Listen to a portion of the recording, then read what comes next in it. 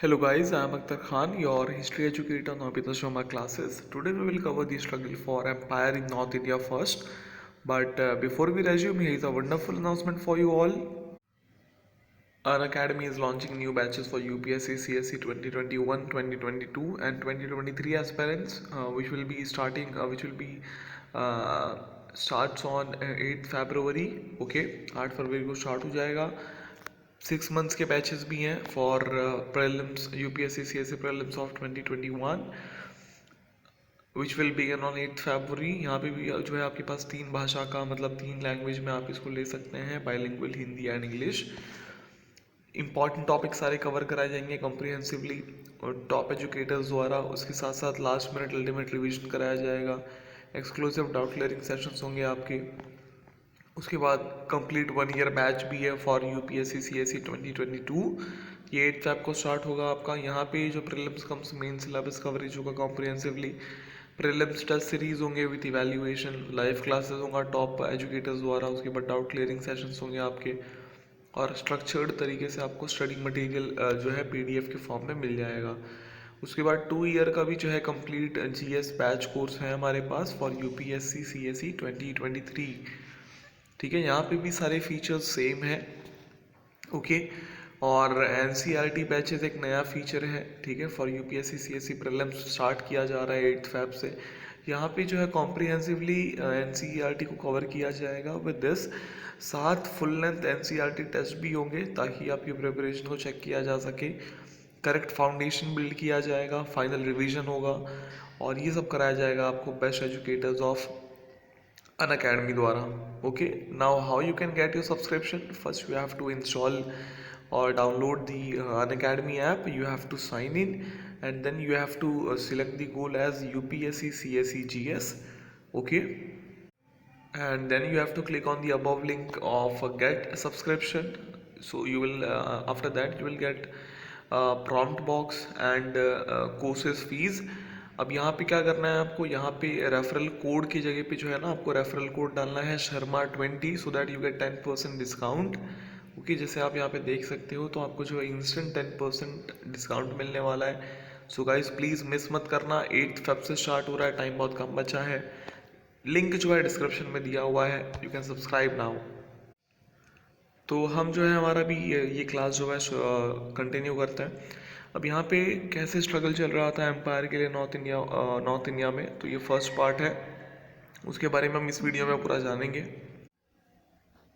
और आपका ये जो स्ट्रगल है ये करीब 1400 से 1525 तक चलता है, तो इसके बारे में हम जो है स्टडी करेंगे. Okay, let's begin. अब यहाँ पे थोड़ा सा पहले इंट्रोडक्शन देखेंगे. अब दिल्ली सल्तनत कहीं ना कहीं कमज़ोर हो गया था. हमने देखा कि कैसे लास्ट में दिल्ली सल्तनत काफ़ी कमज़ोर हो जाता है. वो नोबिलिटी को इतना ज़्यादा बहाव देने लगते हैं कि नोबिलिटी मतलब पूछता तक नहीं है उनको, है ना. नोबिलिटी के चक्कर में ब्राह्मण्स को मार रहे हैं, कहीं कुछ कर रहे हैं, कहीं दूसरा कानून पास कर रहे हैं, है ना. इसके साथ साथ तिमूर जो बहुत ही खतरनाक आपका मंगोल रूलर था, उसने भी अटैक किया दिल्ली पे 1398 पे, है ना. और तुगलक किंग जो है वहीं से निकल पड़ते हैं आपके. इसके साथ साथ बहुत सारे जो प्रोविंशियल गवर्नर्स थे उन्होंने आज़ादी ले ली थी. डेक्कन शेट्स जो है उनको छोड़ के जो बंगाल है ईस्ट में, सिंध और मुल्तान जो वेस्ट में थे, ये सबसे पहले थे जो दिल्ली से अलग हो गए. जल्दी जल्दी जो गवर्नर्स थे गुजरात मलवा जौनपुर के, उन्होंने भी अपने आप को इंडिपेंडेंट डिक्लेयर कर लिया, है ना. और जो आपके मुस्लिम गवर्नर थे अजमेर के, ठीक है, उनको एक्सपल करके जो अलग अलग स्टेट से राजपूताना के, उन्होंने भी जो है अपनी आज़ादी ले ली. यहाँ पे हो क्या रहा था, दिल्ली सल्तनत डिसइंटीग्रेट हो गई थी पूरे तरीके से. अब यहाँ पे खुला ग्राउंड मिल चुका था, एक नई अपॉर्चुनिटी मिली थी जो है दूसरे किंगडम को ग्रो होने के लिए, दूसरे किंगडम को ये एक तरीके से ग्रोथ होने के लिए. अब यहाँ पे पहले हम ईस्टर्न इंडिया का जो है देखेंगे, बंगाल, असम, उड़ीसा का. अब जैसे आपने ऊपर देखा, अब बंगाल जो है आपका, मैं बता दूँ आपको, फ्रीक्वेंटली जो है इंडिपेंडेंस ज़्यादा रहा, ठीक है, दिल्ली से थोड़ा दूर रहा. इसका रीज़न था डिस्टेंस, क्योंकि वो बहुत दूर था. अब ऐसा नहीं है इम्पोर्टेंस नहीं था बंगाल का कुछ भी, Bengal was very important at that time also, but it was very far away and that was the reason कि वो जो है मतलब ज़्यादा कंट्रोल में नहीं रहा. उसके बाद क्लाइमेट और ये फैक्ट कि जो कम्युनिकेशन है वो वाटर बेस पे ज़्यादा डिपेंड करता था, ठीक है, जिससे टर्किश रूलर्स काफ़ी ज़्यादा अनफेमिलियर थे. और इसी वजह से क्या हुआ, जो मोहम्मद तुगलक थे उनके रेंज में बहुत सारे हमको रेबेलियंस देखने को मिले। फिर बंगाल जो है 1338 में टूट जाता है। 4 साल के बाद एक नोबल रहते हैं इलियास खान, वो लखनऊ तो और सुंदरगांव जो है कैप्चर करते हैं और वापस थ्रोन असेंड कर लेते हैं अंडर द टाइटल सुल्तान शमशुद्दीन इलियास खान। यहाँ पे दिल्ली सल्तनत की कहानी पूरी खत्म हो चुकी थी, आप ये समझ लो। अब फिरोज तुगलक वापस जो है इन्वेड करते हैं बंगाल को दूसरी बार, लेकिन इलियास जो है मतलब जब इलियास मर जाता है तो उसका बेटा सिकंदर थ्रोन पे आता है। सिकंदर ने अपने पिता वाली सेम टैक्टिक अपनाई थी और रिट्रीट किया था। फिरोज वापस हार गए, वो जो है कैप्चर नहीं कर पाए बंगाल को। इसके बाद बंगाल करीब जो है 200 साल तक जो है खाली पड़ा था, किसी ने इन्वेड करने की हिम्मत नहीं की। मुगल्स ने अपनी पावर बना ली थी तो भी उन्होंने ऐसा कुछ नहीं सोचा था। अब इस पे जो है शेर शाह 1538 में एक बार जो है थोड़ा सा मतलब ये कर लेते हैं।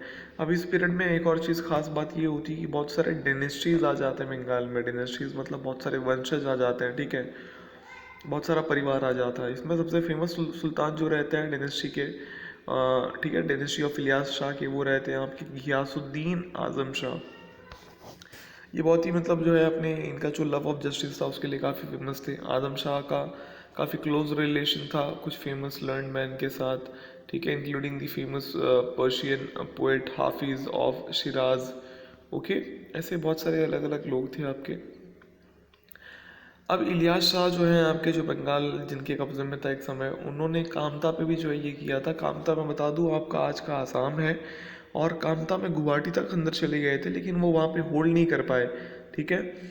और जो रिवर करोतिया है, रिवर करातोया आपका एक नदी था मिडिवल पीरियड में, उसको उन्होंने समझ लिया कि चलो भाई नॉर्थ ईस्ट में मतलब आसाम की तरफ हमारी बाउंड्री जो है करोतिया रिवर है। जो रूलर्स थे कामता के, वो ग्रेजुअली जो है अपने एरियाज़ को रिकवर कर रहे थे जो ईस्टर्न बैंक ऑफ करोतिया पे था। और उन्होंने बहुत ही मतलब जो है जम के लड़ाई की अहोम से। अहोम आपकी एक ट्राइब थी जो मंगोल से आई थी। इसके साथ साथ जो है उन्होंने और भी बहुत सारे अटैक किए थे। एक अटैक था आपका अलाउद्दीन हुसैन साहब द्वारा, जिसको अहोम सपोर्ट कर रहे थे। इससे जो पूरा आपका एक शहर था कामतापुर, ये जो है मॉडर्न कूच बिहार में है, वहाँ पे पूरी मतलब तबाही मचा दी। और जो किंगडम है वो जो है अनेक्स करना पड़ता है, मतलब फिर वो जो किंगडम है आपका बंगाल के कब्जे में आ जाता है।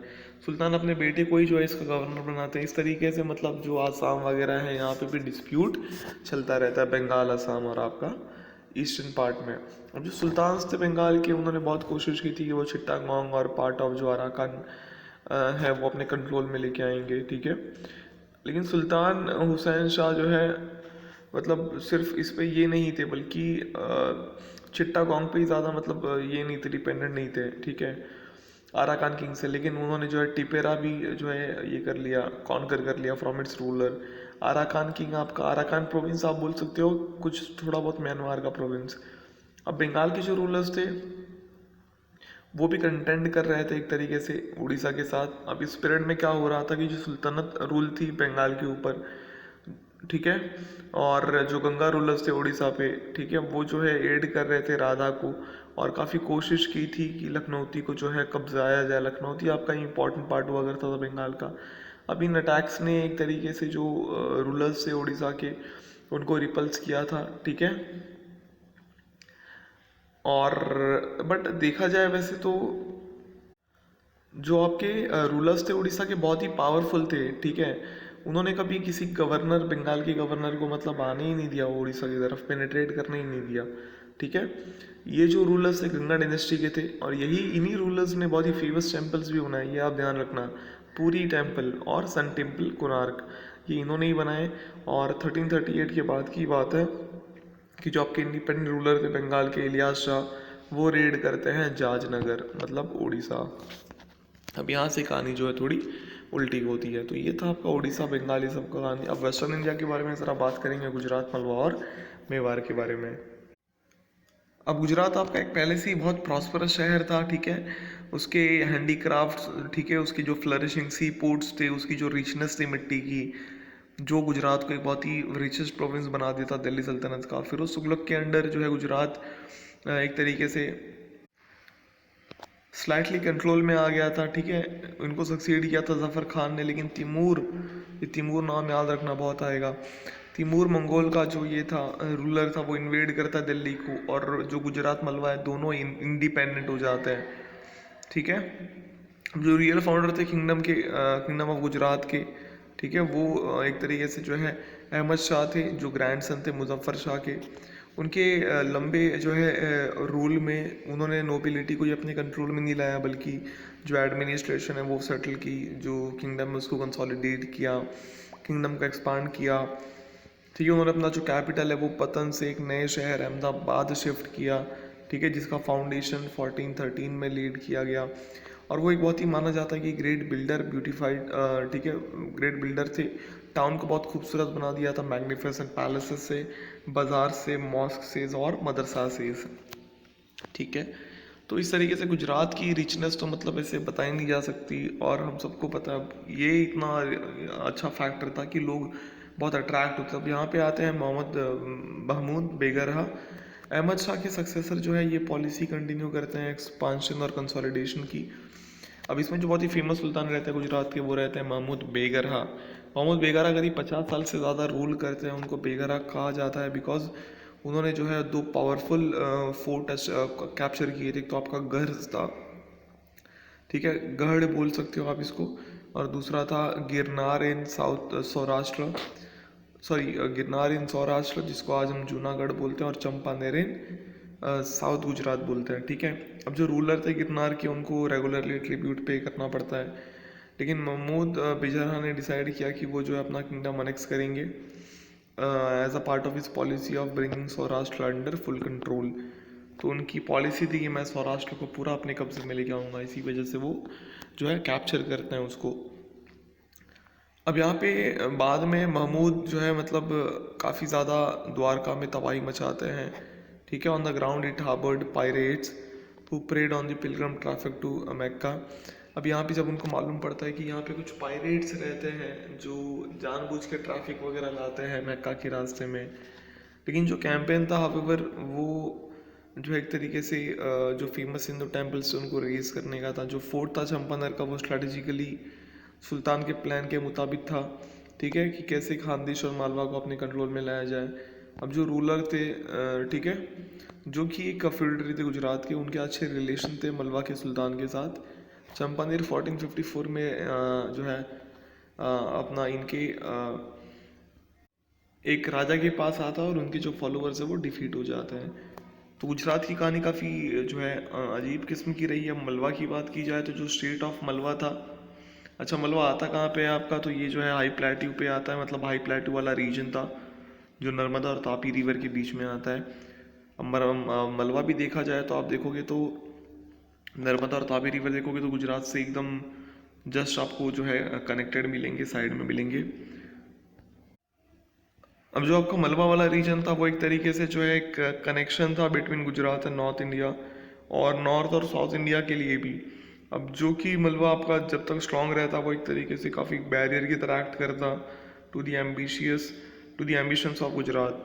अब जो मेवाड़ था और जो ब्राह्मण्स थे आपके, ठीक है, मेवाड़ और जो ब्राह्मण्स, सॉरी मेवाड़ और जो बहामनीस थे, जो लोधी सुल्तान से दिल्ली के, ये सब compete कर रहे थे कि कैसे मलवा पे कब्जा जमाया जाए। 15th सेंचुरी के समय पे क्या होता है, जो किंगडम, जो साम्राज्य होता है मलवा का, उसको वापस रिनेम किया जाता है उसकी ग्लोरी के हिसाब से। ठीक है। और जो कैपिटल उसको शिफ्ट किया जाता है फ्रॉम दहार टू मांडू। मांडू आपका एक प्लेस था, बहुत ही डिफेंसिबल था, और बहुत ही एक तरीके से नेचुरल ब्यूटी थी वहाँ पे। यहाँ पे जो रूलर्स थे मलवा के, बड़े बड़े उन्होंने बिल्डिंग्स बनाए, जिसके रूइंस आज भी हमको मिलते हैं, काफ़ी इंप्रेसिव है। ठीक है। रूइंस मतलब टूटे फूटे जो है आज भी वो दिखते हैं हमको, जब साइट्स वगैरह पे दिखते हैं तो आज भी काफ़ी खूबसूरत लगते हैं। अब जो गुजरात स्टाइल ऑफ आर्किटेक्चर है उसकी मतलब जो है उसकी तरह बिल्कुल भी नहीं था आपका मंडू आर्किटेक्चर। मंडू आर्किटेक्चर बहुत ही मैसिव था, और बहुत ही लॉफ्टी दिखता था। ठीक है। जो लार्ज स्केल कलर यूज़ किए जा रहे थे, ग्लेज टाइल्स यूज़ किए जा रहे थे, उससे एक वैरायटी मिलती थी बिल्डिंग्स को। इसमें जो बेस्ट नोन है वो यहाँ पे एक जामा मस्जिद, उसके बाद इंदुला महल, जहाज़ महल। ओके, अगर आप कभी जाओ तो प्लीज़ विजिट करना।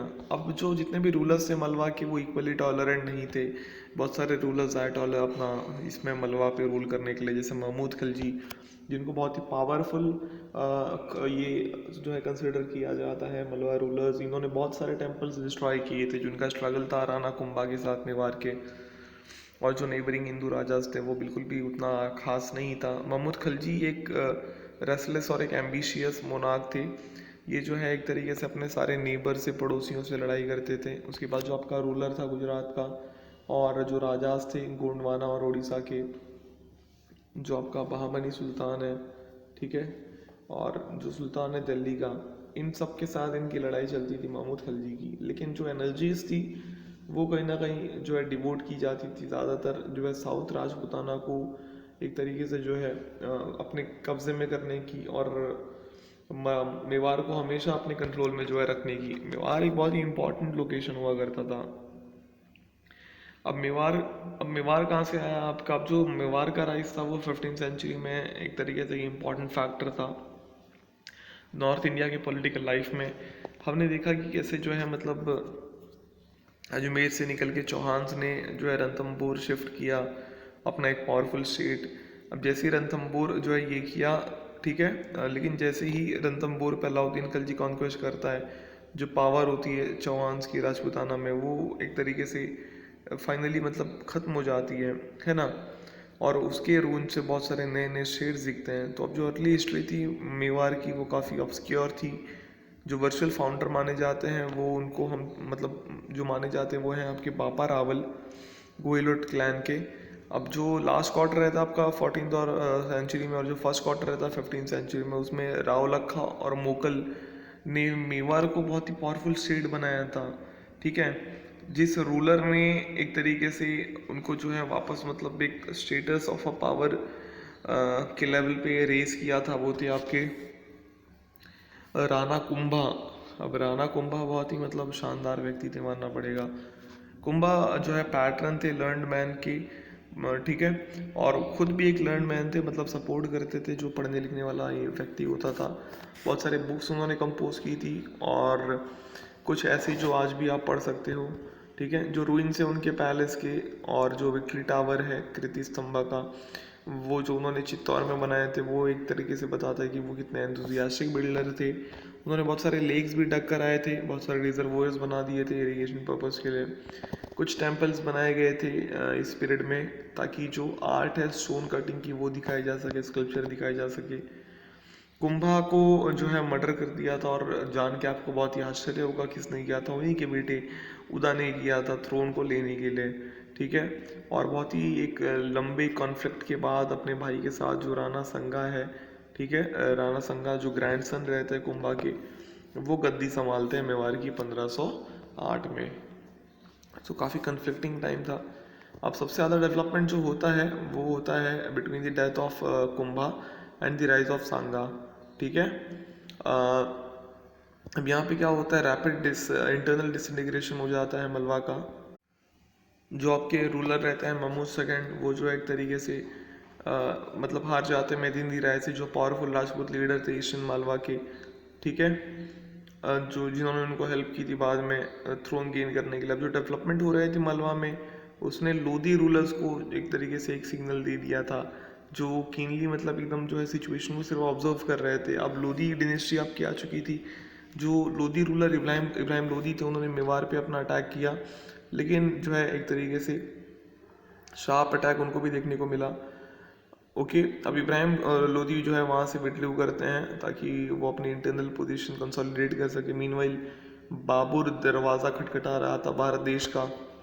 तो 1525 आते आते पॉलिटिकल सिचुएशन फिर बहुत रैपिडली बदल गई थी इंडिया में, और एक बहुत ही डिसिसिव कॉन्फ्लिक्ट होने लगा था, ठीक है, सुप्रीमेसी के लिए नॉर्थ इंडिया।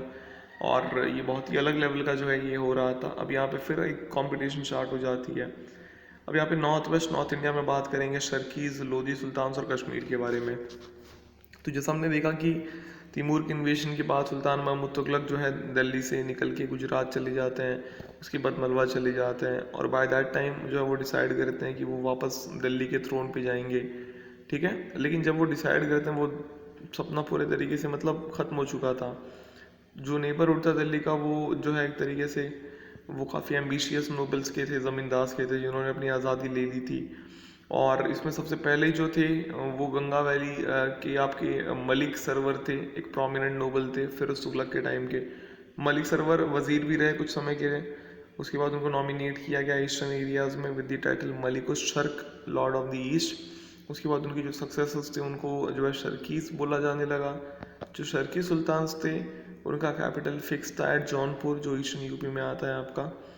अब जो शर्की सुल्तान्स थे वो काफ़ी ग्रेट पैटर्न्स थे लर्निंग कल्चर के, और पोइट, और जो एक तरीके से ये होते हैं लेटर्स स्कॉलर्स और सन्स, वो जो है बहुत सारे जौनपुर पे आते थे। ठीक है, इन कोर्स ऑफ टाइम जौनपुर एक तरीके से जो है शिराज बन गया ईस्ट का। मलिक मोहम्मद जैसी जो ऑथर है काफ़ी well known Hindi work Padmavat के, वो भी जौनपुर में रहे इस टाइम पे। अब शर्की सुल्तानत जो है 100 साल से कम में एक तरीके से जो है लास्ट की थी, मतलब 100 साल से ज़्यादा लास्ट नहीं किया।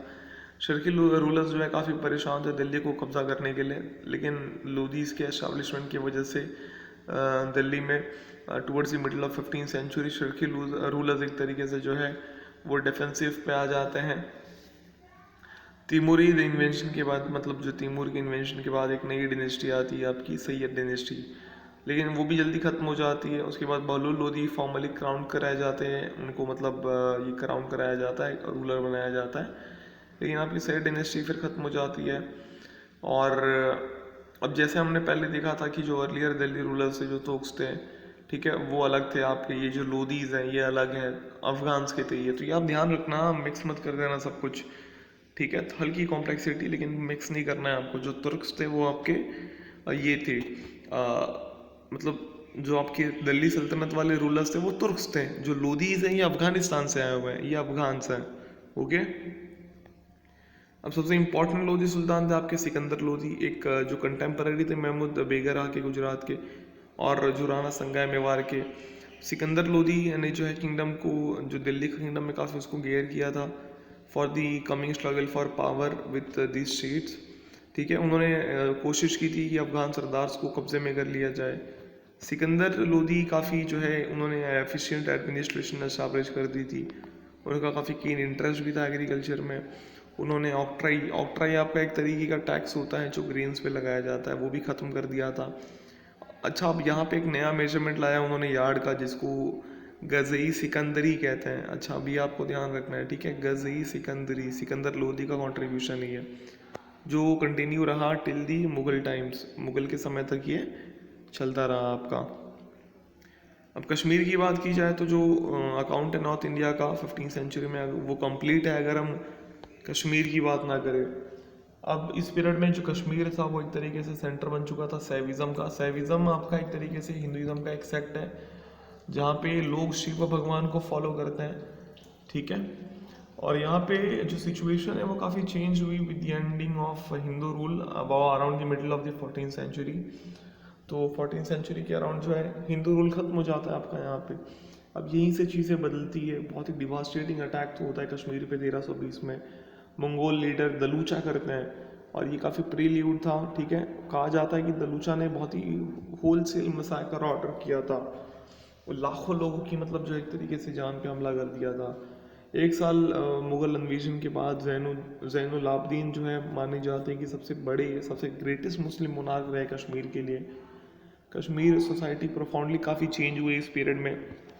ओके, अब यहाँ पे बहुत सारी दिक्कतें होती थी, जैसे कंटिन्यूस इनकर्शंस होते थे मुस्लिम सन्स के, रेफ्यूजीज़ के, जो सेंट्रल एशिया से कश्मीर में आना चाहते थे। अच्छा, सेंट्रल एशिया जब भी शब्द आता है आप ये ध्यान रखना, इसमें कुछ आपके 5 देश आते हैं, उज़्बेकिस्तान, तुर्कमेनिस्तान, कज़ाकिस्तान, ये सारे देश। ठीक है, अब जो दूसरा डेवलपमेंट इस टाइम पे हो रहा था, ठीक है। अच्छा, अब यहाँ पे ये कैसे आप आ रहे थे, क्योंकि जो बारामुल्ला रूट है आपका, तो बारामुल्ला एक रास्ता है जो बहुत ही इजीली इनको जो है एंटर करा देता था।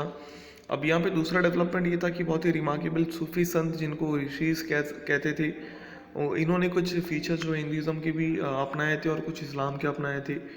ठीक है, तो partly by preaching of the sons and partly by force जो लोअर क्लास पॉपुलेशन है वो जो है इस्लाम में कन्वर्ट हो चुकी थी। अब पूरा प्रोसेस कंप्लीट करने के लिए एक बहुत ही वेहमेंट परसिक्यूशन किया गया था ब्राह्मण्स का, जो सिकंदर शाह के रेन में स्टार्ट हुआ।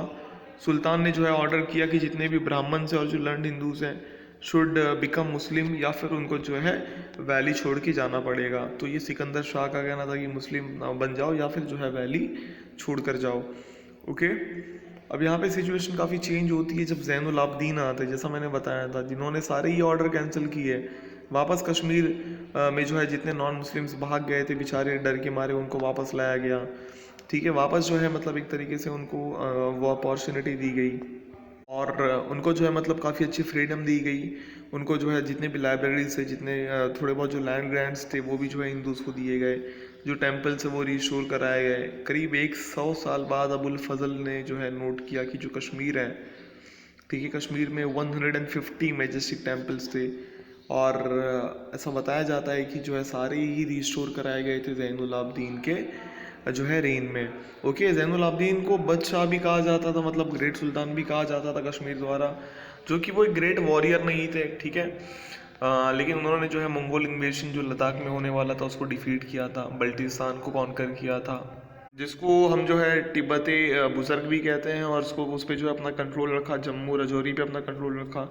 उन्होंने एक तरीके से कश्मीरी किंगडम को यूनिफाइड कर दिया। अब जो फेम था जैनुल आबदीन का वो काफ़ी फार एंड वाइड फैल चुका था।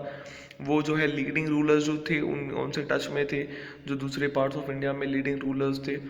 ओके, अब एक क्विक सर्वे देखा जाए उनके डेवलपमेंट का ड्यूरिंग द 15th सेंचुरी, वो ये दिखाता है कि जो रीजनल पावर थे, जो रीजनल बैलेंस था पावर का, वो ना तो पीस पे जो है एक तरीके से मतलब पूरा ये कर पा रहा था, और ना ही जो है स्टेबिलिटी पे ये कर पा रहा था। अब जो रीजनल किंगडम्स थे, ठीक है, वो एक तरीके से उनकी काफ़ी कल्चरल कंट्रीब्यूशन हमको देखने को मिलता है। अब इन किंगडम्स में जो लोकल स्टाइल्स ऑफ आर्किटेक्चर थे वो डेवलप हो गए। ठीक है, जो लोकल ट्रेडिशंस का यूज़ करके, उसके बाद लोकल लैंग्वेज जो है पैट्रनाइज किया गया, और बहुत सारे रूलर्स जो है बहुत लार्ज स्केल पर डिस्ट्रक्शन भी कैरी करते थे टेम्पल्स वगैरह के, और अपने आप को जो है कोशिश करते थे प्रेजेंट करने की एज ऑर्थोडॉक्स मुस्लिम किंग्स की। हम बहुत ही ज़्यादा जो है ऑर्थोडॉक्स हैं, मतलब हम बहुत ही ज़्यादा जो है इस्लाम को मानने वाले हैं और बाकी सारी चीज़ें। ठीक है, और इस तरीके से मतलब जो है काफ़ी सारी ऐसी चीज़ें हुई, और ये जो पूरा सिलसिला है चलता रहा। ठीक है, जो म्यूचुअल अकोमोडेशन है और जो कल्चरल इंटीग्रेशन है ये भी एक्टिव रहा, और बहुत सारे रूलर्स ने जो है अकबर वगैरह को भी एंटिसिपेट किया इस फील्ड में। अब इसके बारे में इतना ही, आई होप कि आपको ये क्लास समझ आ गया होगा कि कैसे जो है आपके लोदी जो है आए, फिर आपके मतलब तुर्क गए, लोदी आए, क्या दिक्कत थी कश्मीर में, वेस्टर्न साइड में, ईस्टर्न साइड में। मिलते हैं अगले वीडियो में जहाँ हम बात करेंगे कुछ दूसरी चीज़ों के बारे में। आई होप कि आपको ये समझ आ गया होगा। तब तक के लिए अपना प्रिपरेशन जम के करिए, ख्याल रखिए, टेक केयर, थैंक यू।